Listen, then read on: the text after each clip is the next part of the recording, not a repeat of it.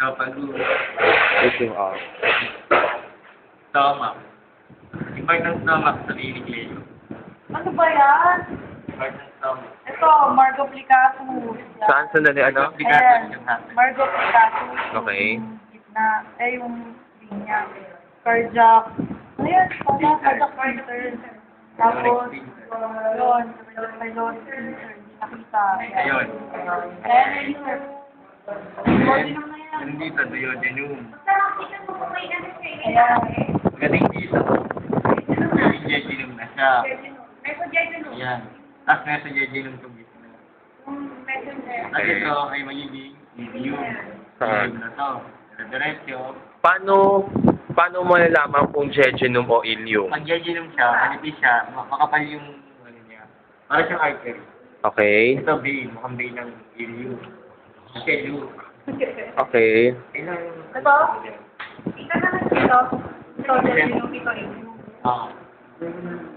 Ayan. Joke lang. Hindi pagkakasin. Okay. Sobrang nipis naman. Ayan. Kasi mas malaki yung inyo. Oo. Siya parang mas loose. O sige, game. na bahala ko. Ito, ano na. Binibidyoan ko na Dapat nga. napasok na siya rito. Ayun ang connection niya. Oo. Okay. Then, pupunta siya sa... Sandali lang. Sige, game. Ano na So, eto, ilium pa rin to. Tico. Ay, ano ba? Hindi ko pala. Aray! Huwag akong puro, kailan na ba? Hindi pinapahirang ito. Pahira na ba? Ayan, sikum na yan. Leo, ano ba? Tingin mo ba to? Di ba ano pa rin? Ilium pa rin. Tico yung... Pagpasok mo sa sikum na to. Okay. Sikum, tapos sarara mo tayo dito. Yung dulo ng sikum, ang tawag ay apex of sikum. Yung pinakadulo niya.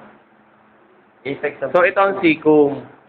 So, sikum na to ay may 4 halstra and 4 tinea. Okay. Then, ayun, nakakasunod ba? Wala na ba? Nakalayo pa na ako rin. Oo, patun.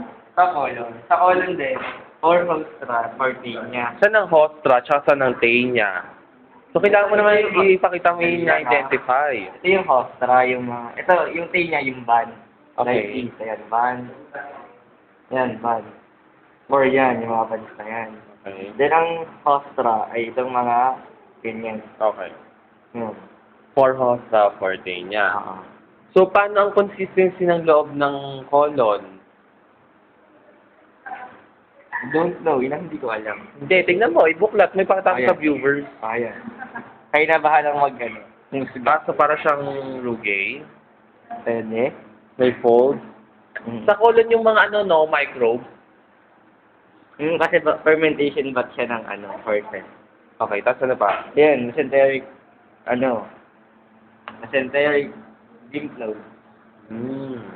Yung pagdating dito, ito na yung transverse colon. Ayan. Ito lang, ito na yung pinaka-transverse. Yan.